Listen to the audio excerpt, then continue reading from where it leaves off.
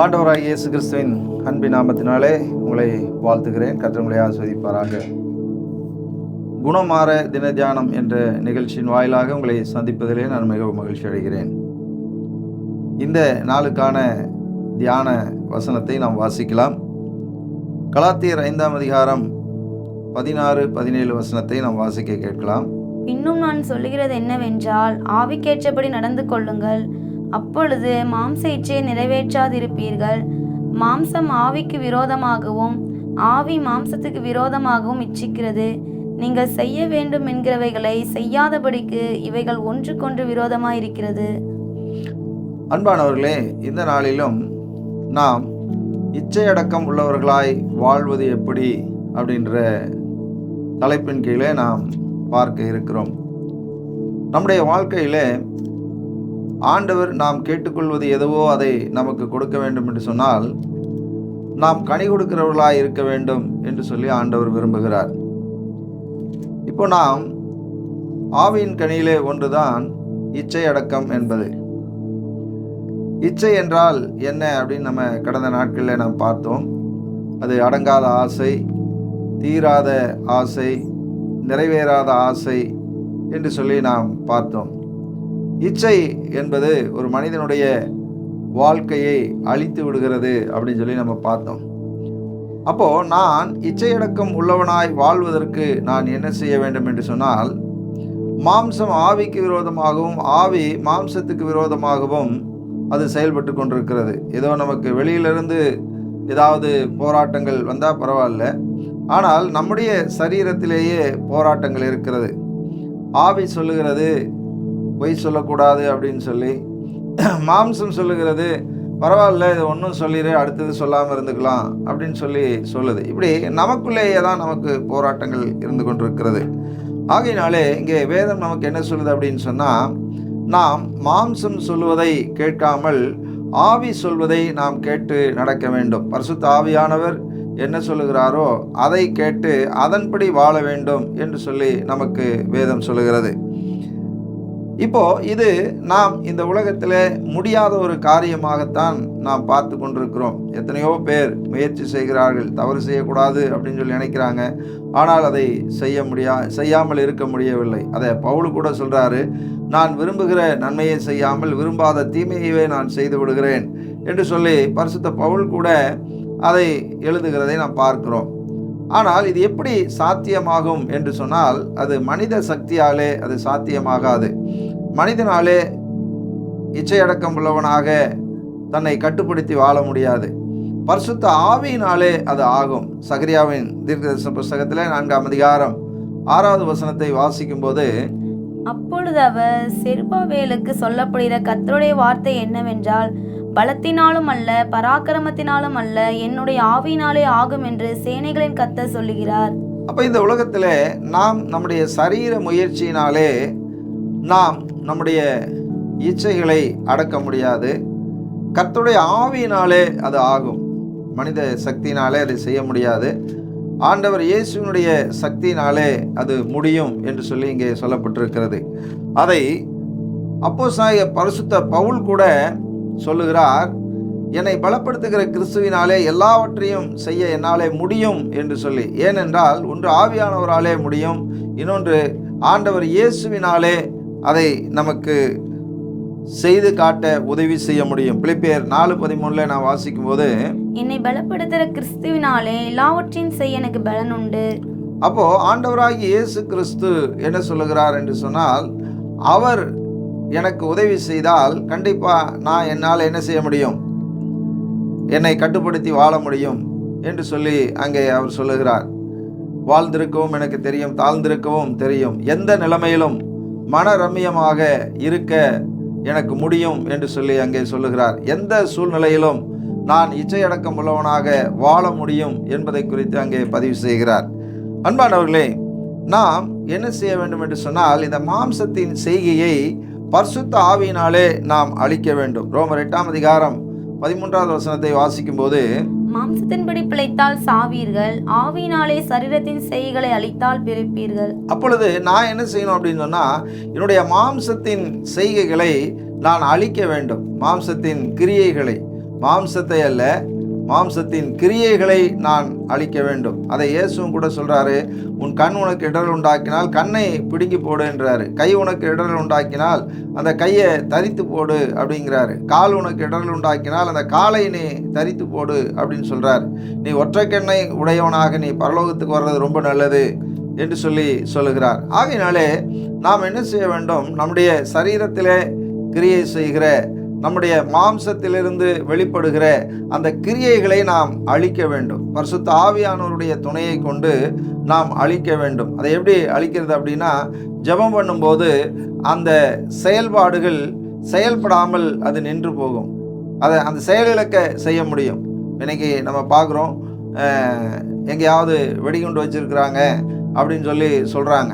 அந்த வெடிகுண்டை கண்டுபிடிச்சிட்டு அதுக்கு அந்த வெடிகுண்டை செயலிழக்க செய்யறதுக்கு வேற ஒரு டெக்னாலஜி வச்சிருக்கிறாங்க. அது மாதிரி நம்முடைய சரீரத்திலே வருகிற அந்த செயல்களை செயலிழக்க வைக்கிறது தான் பரிசுத்த ஆவியானவர். இப்போ பரிசுத்த ஆவியானவருடைய துணையை கொண்டு நாம் என்ன செய்ய முடியும்?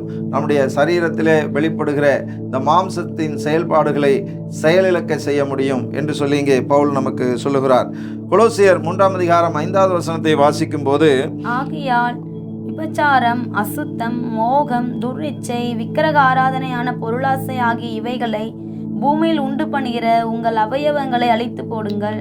எந்த சரீரத்திலே எந்த உறுப்புகள் நமக்கு தீமையை விளைவிக்கிறதோ, தீய செயல்களை செய்வதற்கு தூண்டுகிறதோ, அதை பரிசுத்த ஆவியினாலே நாம் அழிக்க வேண்டும் என்று சொல்லி ஆண்டவர் சொல்லுகிறார். அதில் அவர் சொல்லும்போது சொல்கிறாரு, கண்களில் தான் இச்சை வருகிறது, மாம்சத்தில் தான் இச்சை வருகிறது என்று சொல்லி. நம்முடைய கண்களை நாம் பத்திரமாக பார்த்து கொள்ள வேண்டும். நம்முடைய இருதயத்தை எல்லா காவலோடும் நாம் காத்து கொள்ள வேண்டும். அதுதான் நமக்கு தூண்டுகிறது. அதுதான் நமக்கு இச்சைகளை உண்டாக்கி அது நம்மை பாவத்திலே கொண்டு போய் தள்ளுகிறது. ஆகையினாலே நாம் நம்முடைய சரீரத்திலே எந்த அவயவங்கள் நம்மை பாவம் செய்ய தூண்டுகிறதோ அதை செயலிழக்க வைக்க வேண்டும் என்று சொல்லி இங்கே சொல்லப்பட்டிருக்கிறது. 1 யோவான் 2ஆம் அதிகாரம் 6வது வசனத்தை வாசிக்கும் போது, நாம் இயேசுவின் வழியிலே நடந்தால் நாம் அந்த மாம்சத்தினுடைய செயல்பாடுகளை அழித்து விடலாம் என்று சொல்லி இருக்கிறது. அவருக்குள் நிலைத்திருக்கிறேன் என்று சொல்லுகிறவன் அவர் நடந்தபடியே தானும் நடக்க வேண்டும். இப்போ எப்படி நான் என்னுடைய மாம்சத்தின் இச்சைகளை நான் அழிக்க முடியும் அப்படின்னு சொன்னால், இயேசு நடந்த வழியிலே நடந்தால் போதும். வேறு ஒன்றும் நாம் அதற்காக ஒரு பெரிய முயற்சியெல்லாம் நம்ம எடுக்க வேண்டியதில்லை. முடியாது அப்படிங்கிற ஒன்றும் கிடையாது. நான் இயேசுவின் வழியிலே நடப்பேன். இயேசு எப்படி பேசினாரோ அப்படி பேசுவேன். இயேசு எதை பார்த்தாரோ அதை நான் பார்ப்பேன். இயேசு என்ன சாப்பிட்டாரோ அதை நான் சாப்பிடுவேன். இயேசு எங்கு போனாரோ அங்கே நான் போவேன். இயேசு எங்கே போலியோ அங்கே நான் போக மாட்டேன். இயேசு ஜெபித்தாரா நான் ஜெபிப்பேன். இயேசு வேதம் வாசித்தாரா நான் வேதம் வாசிப்பேன். இயேசு ஆராதனை பண்ணாரா நான் ஆராதனை பண்ணுவேன். இயேசு என்னென்ன வழிகளிலெல்லாம் நடந்தாரோ அதை நான் செய்தால் போதும். அப்போஸ்தலர் 10:38 நான் பார்க்கும்போது, தேவன் பரிசுத்த ஆவியினாலும் வல்லமையினாலும் இயேசுவை அபிஷேகம் பண்ணினார். அவர் நன்மை செய்கிறவராயும் பிசாசின் வல்லமையில் அகப்பட்ட யாவரையும் விடுதலையாக்குகிறவராயும் சுற்றி திரிந்தார் என்று சொல்லப்பட்டிருக்கிறது. இப்போ பரிசுத்த ஆவியின் அபிஷேகம் நமக்குள் இருந்தது என்று சொன்னால் நாம் நன்மை செய்கிறவர்களாக தான் இருக்க முடியும், தீமை செய்ய மாட்டோம். ஆகையினாலே 1 யோவான் 15ஆம் அதிகாரம் 5வது வசனத்தை நாம் வாசிக்கும் போது, இயேசுவிலே நிலைத்திருந்தால் நாம் இச்சையடக்கம் உள்ளவர்களாக வாழ முடியும் என்று சொல்லுகிறார். வாசிக்கலாம். யோவான் 15:5 நானே திராட்சை செடி, நீங்கள் கொடிகள். ஒருவன் என்னிலும் நான் அவனிலும் நிலைத்திருந்தால் அவன் மிகுந்த கனிகளை கொடுப்பான். என்னை அல்லாமல் உங்களால் ஒன்றும் செய்யக்கூடாது. அப்போ நான் இச்சையடக்கம் என்கிற கனியை நான் கொடுக்க வேண்டும் என்று சொன்னால் நான் இயேசுவின் வழியிலே நடக்க வேண்டும். பரிசுத்த ஆவியானவர் காண்பிக்கிற வழியிலே, அவர் நடத்துகிற வழியிலே நான் நடக்க வேண்டும். இயேசுவிலே நான் நிலைத்திருக்க வேண்டும். இயேசுவிலே நிலைத்திருந்தால் நான் இச்சையடக்கம் என்கிறதான அந்த கனிகளை கொடுக்க முடியும். ஏனென்றால் இயேசுவை பார்த்து சொன்னார்கள், நீங்கள் தேவனுடைய குமாரனையானால் இறங்கி வான்னு சொன்னாங்க. ஆனால் அவர் இறங்கி வரவில்லை. காரணம், அவருக்குள்ளே பரிசுத்த ஆவியானவர் இருந்தார். அவர் பரிசுத்த ஆவியினாலே நிரப்பப்பட்டிருந்தார். ஆகையினாலே அவர் என்ன செய்யவில்லை? அந்த மாதிரி ஒரு செயல்களை அவர் செய்யவில்லை. அதுபோல நாமும் பரிசுத்த ஆவியினாலே நிரப்பப்பட்டிருக்கும் போது நாமும் இந்த மாம்ச இச்சைகளை நிறைவேற்றாமல் இருக்க முடியும். கொலோசியர் 4ஆம் அதிகாரம் 2வது வசனத்தை வாசிக்கும் போது, இதை நான் நடைமுறைப்படுத்த வேண்டும் என்று சொன்னால் நான் ஜெபிக்க வேண்டும் என்று வேதம் நமக்கு சொல்லுகிறது. இடைவிடாமல் ஜெபம் பண்ணுங்கள், ஸ்தோத்திரத்துடன் ஜெபத்தில் விழித்திருங்கள். இங்கே நாம் இடைவிடாமல் ஜெபிக்க வேண்டும் என்று சொல்லி ஆண்டவர் சொல்லுகிறார். நான் மாம்ச இச்சைகளை நான் அழிக்க வேண்டும் என்று சொன்னால் நான் ஜெபிக்கிறவனாக காணப்பட வேண்டும். இடைவிடாமல் ஜெபிக்க வேண்டும். எப்பொழுதெல்லாம் சமயம் கிடைக்கிறதோ அப்பொழுதெல்லாம் நான் ஜெபிக்க வேண்டும். எப்பொழுதெல்லாம் வாய்ப்பு இருக்கிறதோ அப்பொழுதெல்லாம் நான் ஜெபிக்க வேண்டும்.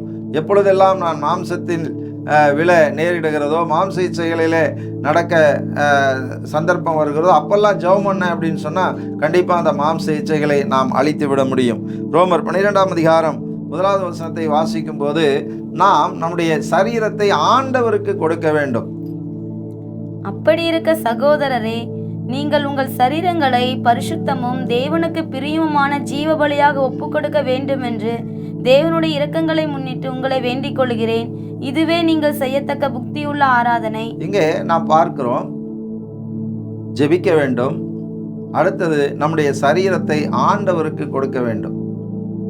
ஆண்டவரிடத்திலே நாம் நம்முடைய சரீரத்தை கொடுத்து விட்டால், கண்களை, செவியை, நம்முடைய கைகளை, கால்களை நாம் ஆண்டவருக்கு பிரதிஷ்டை செய்ய வேண்டும். ஜீவ பலியாக ஆண்டவருக்கு ஒப்பு கொடுக்க வேண்டும் என்று சொல்லி ஆண்டவர் விரும்புகிறார். ஆகையினாலே நான் இச்சையடக்கம் உள்ளவனாய் வாழ வேண்டும் என்று சொன்னால் என்னுடைய வாழ்க்கையிலே நான் ஆவிக்கேற்றபடி நான் நடந்து கொள்ள வேண்டும். பரிசுத்த ஆவியானவர் நடத்துகிற வழியிலே நடக்க வேண்டும். இயேசு காட்டின வழியிலே, இயேசு நடந்த வழியிலே நான் நடக்க வேண்டும். அதே போல என்னுடைய சரீரத்திலே இச்சைகளை உண்டு பண்ணுகிற அவயவங்களை நான் பரிசுத்த ஆவியினாலே நான் அழிக்க வேண்டும் என்று சொல்லி ஆண்டவர் சொல்லுகிறார். அடுத்ததாக நாம் ஆண்டவருக்குள்ளே நிலைத்திருக்க வேண்டும் என்று சொல்லுகிறார். அடுத்ததாக நாம் என்ன செய்யணும்னா, இதெல்லாம் நிறைவேறணும்னா நாம் அனுதினமும் இடைவிடாமல் ஜெபிக்க வேண்டும் என்று சொல்லுகிறார். கடைசியாக நம்முடைய சரீரத்தை ஆண்டவருக்கு ஒப்பு கொடுக்க வேண்டும் என்று சொல்லுகிறார். அப்போ நாம் ஆண்டவருக்கு நம்முடைய சரீரத்தை ஒப்பு கொடுத்து இடைவிடாமல் ஜெபம் பண்ணி ஆண்டவருடைய வழியிலே நடக்கும்போது நாம் கனி கொடுக்கிறவர்களாய் இருக்க முடியும். நாம் கனி கொடுக்கிறவர்களாய் இருந்தார் நாம் கேட்டுக்கொண்டதை எல்லாம் ஆண்டவர் நமக்கு தர முடியும். ஜெபிப்போம். பரிசுத்தமுள்ள பிதாவே, ஆசீர்வதிக்கப்பட்ட இந்த நல்ல வேலைக்காக நாங்கள் நன்றி செலுத்துகிறோம். ஆண்டவரே, நாங்கள் கனி கொடுக்கிறவர்களாய் இருக்க வேண்டும் என்று சொல்லி விரும்பி எங்களை ஆண்டவரே நீர் இந்த உலகத்திலே வைத்திருக்கிறீர். நாங்கள் இச்சையடக்கம் என்கிறதான கனியை கொடுக்கும்படி ஆண்டவரே பரிசுத்த ஆவியானவருடைய துணையை கொண்டு நாங்கள் நடக்க வேண்டும். அவருடைய வழியிலே நடக்க வேண்டும். இயேசுவை நாங்கள் பின்பற்ற வேண்டும் என்று சொல்லியிருக்கிறது. என்னுடைய சரீரத்திலே எதெல்லாம் இச்சைகளை உண்டு பண்ணுகிறதோ அதையெல்லாம் பரிசுத்த ஆவியானவரை கொண்டு அழிக்க வேண்டும் என்று சொல்லியிருக்கிறபடியினால் பரிசுத்த ஆவியானவர் எங்களுக்கு உதவி செய்வீராக. நீர் காட்டின வழியிலே நடக்க எங்களுக்கு உதவி செய்வீராக. எங்களுடைய ஆவி, ஆத்மா, சரீரம் முழுவதையும் தேவரீருடைய கரத்திலே நாங்கள் கொடுக்கிறோம். தொடர்ந்து கர்த்தர் எங்களை வழி நடத்தும். இச்சையடக்கம் உள்ளவர்களாய் வாழ எங்களுக்கு உதவி செய்யும். இயேசுவின் நாமத்தில் பிதாவே, ஆமேன். God bless you. கர்த்தர் உங்களை ஆசீர்வதிப்பாராக.